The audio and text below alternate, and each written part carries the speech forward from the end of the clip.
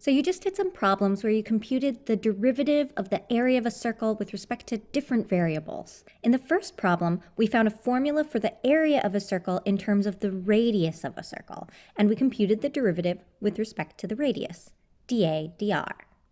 In the second problem, we were interested in how the area changed with respect to the circumference of the circle, because we were building a hot tub. So we found a formula for the area in terms of c, the circumference, and the derivative we were looking at was dA dc. Of course, these two derivatives are both functions and they're not equal because they're describing different rates with respect to different variables. In the real world, what variable we want to differentiate with respect to is determined by the problem we're trying to solve. For example, suppose we have a leaky pipe and it is dripping, causing a circular puddle to grow beneath it. Then we're interested in how the area of this puddle is changing in time. So we're looking at dA dt.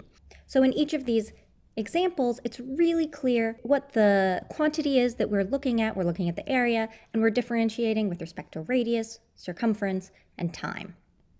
Now, if we want to look at these very same examples, but using prime notation, well, first we have to define three entirely new functions. We could say that a is equal to f of r, and then the derivative would be f prime of r. In this case, we'd have to define some function g of c that's equal to the area. Then the derivative we'd be looking at is g prime of c.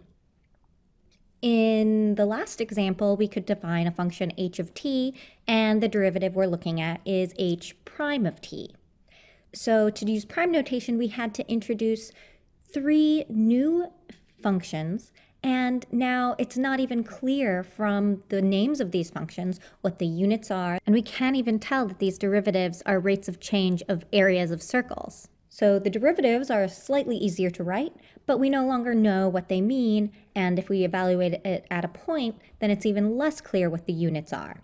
So when you're modeling a problem, it's really great to use Leibniz notation. It really helps you keep track of what the physical quantities are that you're really interested in, and making sure that you're differentiating them with respect to the variables of interest. So why don't you do a couple more problems to get used to using Leibniz notation before we continue learning more about the derivative.